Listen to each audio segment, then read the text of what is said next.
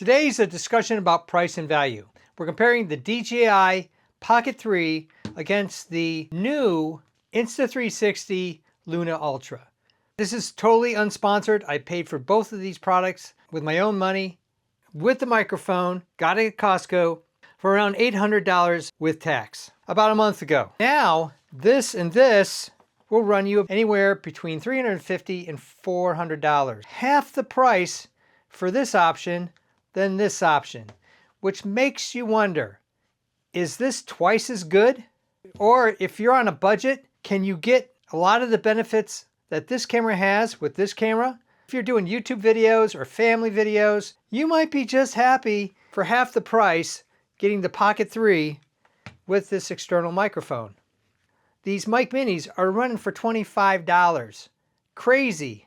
And you can get the transmitter and the receiver for around $45 to $49, which is the same price that you would pay for just the mic Air on the Insta360 side. Are the mics worth it? Do you need it? Let's go into the details and find out. Before I bought the Pocket 3, I went with action cameras, and then this was my go-to camera, this Sony ZV-1. It was okay, but it lacked a lot of things. First of all, durability. It was heavier and a heck of a lot more fragile. And the quality of the lens, not much better than you can get with these. And these are stabilized. This isn't. Not really. I mean, there's a little bit of stabilization, but not at all like these. The flexibility to adjust, you had to do manual by taking the tripod and moving it around. And the batteries on the Sonys, horrendous. And I had to get a holder so that I could actually mount it in the tripod and still open up the door for the batteries. The batteries, you went through them half an hour if you were lucky. This thing overheated. Sony, not a big fan of you.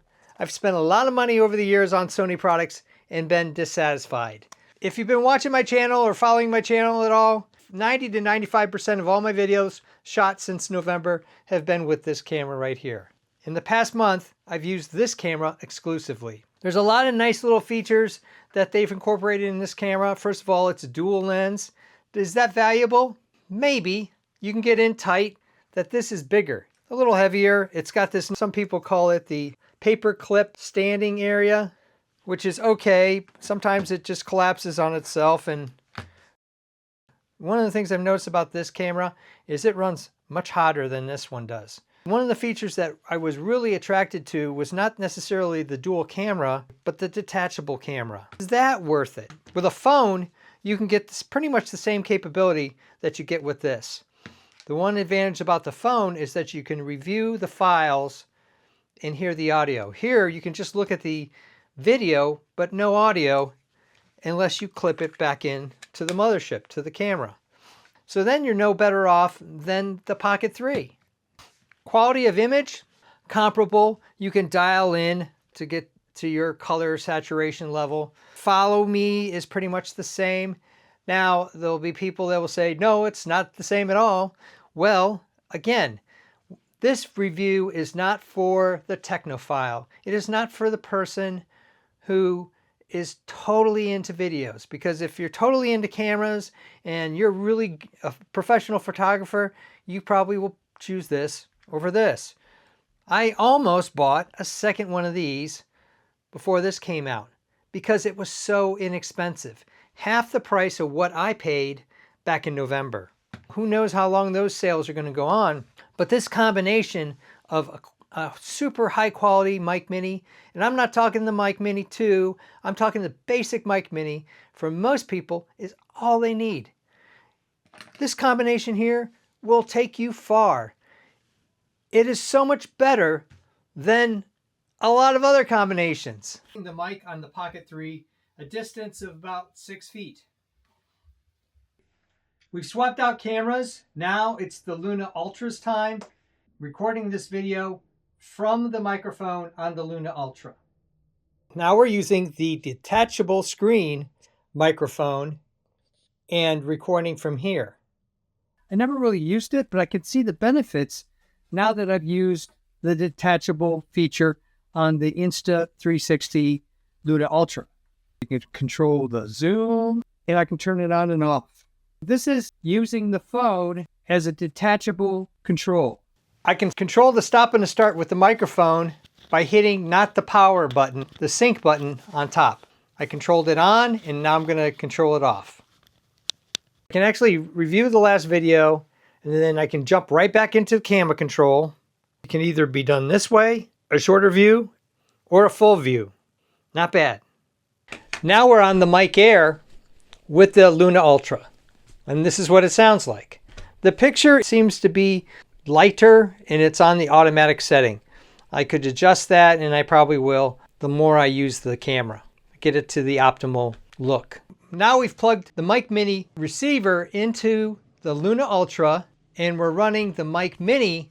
The great thing about this is not only could you plug into your DJIs, but you can plug into any camera that has a USB-C port on it. How does it compare to the Mic Air? I'm guessing pretty similar. One thing that the Luna Ultra has that the Pocket 3 doesn't have is internal storage. It has some room to take video and pictures. Are you going to be able to do a lot on that? And is it worth twice the price for the Pocket 3? Not buying into that one. If you're going out on a shoot, you should always have a card installed as part of your checklist. There's a learning curve on every piece of technology, camera, video, whatever you have. This one was really high. This one, it was pretty easy. Flip the screen and you're on. If you wanted to go to portrait, got it that way. Adding a microphone to it, great. Adding an external mic to this, you got to get something like this and put it in a shoe. And I actually have done that. You have to run a cable, and you run this in here like this, and then you can connect it to that. But so much harder than what they've been able to do with these two technologies. Now granted, this is several years old. I've had Sony products since the Walkman and Betamax, and they've always kind of left me unsatisfied. Is this twice as good as this? Well, after a month of use, I would say no. If you're in the market for a camera, definitely don't get a Sony. Get yourself a $25 mic and the Pocket 3, sync it up, and you're golden. You can jump up to this level of technology for twice the price, or you can get two of these combinations. I might change my mind as I use this more and more, and I'm trying like heck to justify the $800 cost of this Luna Ultra. But right now, I'm not seeing the value. If I were you and I had the choice between these two cameras and keeping $400 or $500 in my pocket, I would get this one. Again, unsponsored. That's a month in on this camera. This has been hyped up a lot and a lot of people love it, but right now, kind of disappointed with how it's turning out. What do you think? Do you like Sony, DJI, or the new one on the block, the Insta360 Luna Ultra? Post in the comments below what your preference is.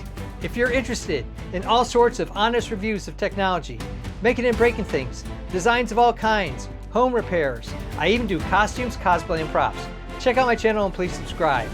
Because you never know what honest review, thoughts and ideas that other people aren't talking about, you're gonna see.